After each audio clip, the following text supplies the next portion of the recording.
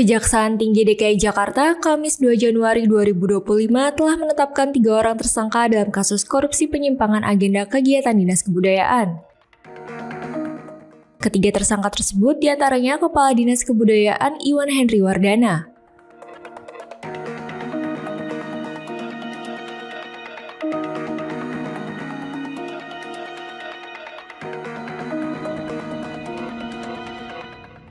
selain itu, Muhammad Fariza Maulana sebagai Kabid Pemanfaatan Dinas Kebudayaan dan Gatot Arif Rahmadi selaku Direktur I.O.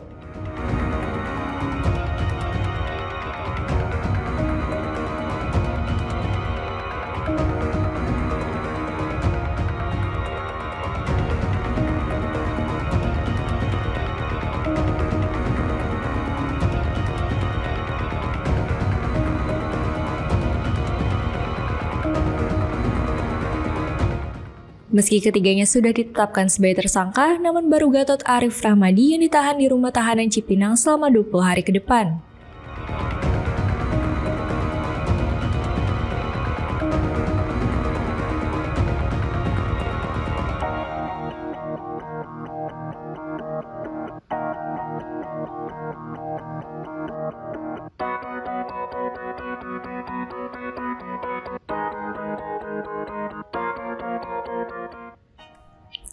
Aspidsus Kejati Syarif Sulaiman mengatakan, dalam kasus korupsi ini ketiganya telah merugikan negara sebesar 150 miliar rupiah.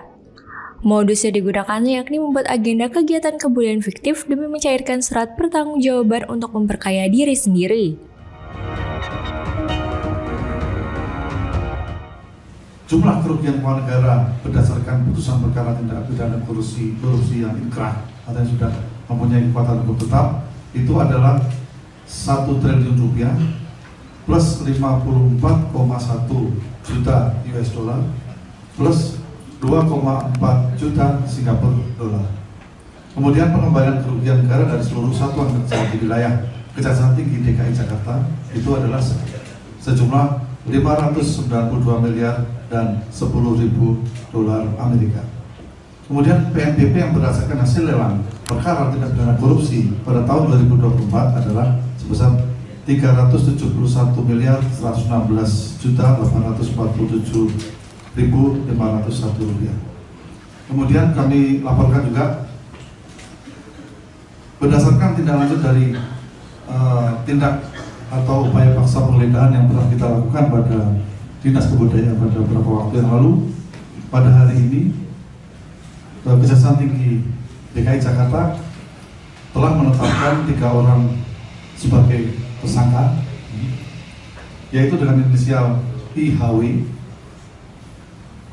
kemudian inisial MFM, dan inisial GAR. Modusnya adalah diantaranya bahwa tersangka IHW selaku Kepala Dinas bersama-sama dengan tersangka MFM selaku PLT Kabid Pemanfaatan dan tersangka GAR bersepakat untuk menggunakan tim IO milik tersangka GAR dalam melaksanakan kegiatan-kegiatan pada bidang pemanfaatan Dinas Kebudayaan Provinsi Jakarta. Para tersangka itu bersepakat untuk menggunakan sanggar-sanggar fiktif dalam pembuatan SPJ guna pencairan dana kegiatan pagelaran seni budaya dan lain-lain.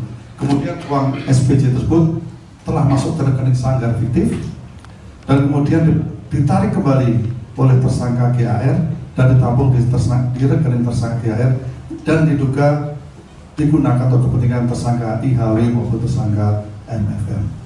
Para tersangka ini diduga melanggar pasal 2 ayat 1, junto pasal 3, junto pasal 18 Undang-Undang Tipikor, junto pasal 55 ayat 1 ke 1. Kemudian hari ini terhadap tersangka GAR itu telah kami lakukan upaya paksa melakukan penahanan di rutan Cipinang untuk 20 hari ke depan.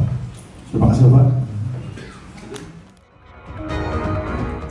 Rencananya terhadap tersangka Iwan dan Muhammad Fariza, penyidik telah mengultimatum akan melakukan upaya penangkapan paksa bila kembali tidak kooperatif. Sebelumnya, dalam upaya penyidikan, pihak Kejaksaan Tinggi telah melakukan penggeledahan di Dinas Kebudayaan DKI Jakarta. Dari penggeledahan tersebut, sejumlah barang bukti turut disita oleh tim penyidik.